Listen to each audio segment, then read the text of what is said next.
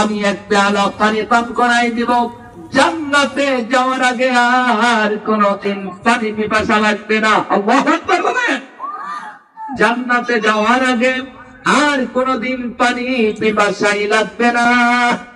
জান্নাতে যাওয়ার আগে আর পানি পিপাসা লাগবে না। আমার বন্ধুগণ সাহাবীরা বলেন, ইয়া রাসূলুল্লাহ, এই যে পানির কথা বললেন, এই পানিটা আল্লাহ কিভাবে দিবেন? ও নবীজি, পানিটা আপনি কেমনে দিবেন?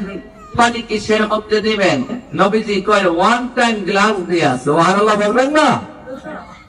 ওয়ান টাইম গ্লাস, দুইবার ব্যবহার করা হবে না। একবার দেব, ও চলে যাইব, আরেকটা উম্মত আইবে, তার হাতে আবার পানি দেব, সেও চলে যাবে। আরেক উম্মত আনবে, তারে পানি দিব, সেও চলে যাবে। আরেকজন আসবে, তারেও পানি দিব, সে চলে যাবে। সাহাবীরা বলেন, ইয়া রাসূলুল্লাহ, এত পেয়ালা পাবেন কোথায়? এত গ্লাস আপনি পাবেন কোথায়? নবীজি আমার জানতে বলেন, সাহাবীরা রে, আল্লাহ পাক আমারে জানাইছে, এই আল্লাহ পাক আমারে জানাইছে, ওই আকাশের মধ্যে যতগুলা তারকা আছে, আল্লাহ পাক তার চাইতে বেশি পেয়ালা আমার হাতে দিয়ে দিবে। আল্লাহু আকবার, আল্লাহু আকবার, আল্লাহু আকবার।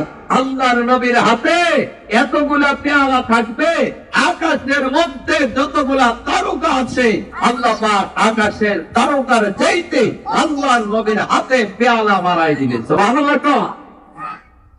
আমার বন্ধুগণ, সবাই শুধু পানি পানি, আমার নবীজি পানি দিবে আর পান করবে আর হাসি দিয়া বিদায় নিবেন। নবী কয়, আর কোনো টেনশন নাই, পানির জন্য আর কাঁদতে হবে না। যারা খায় তারা পানির জন্য আর কাঁদবে না। আমার বন্ধুগণ, আমার বাবাজিরা, আল্লাহ পাক এবার জানাই, নবী গো, এই যে আমি পানির বর্ণনা দিলাম, ও নবীজি,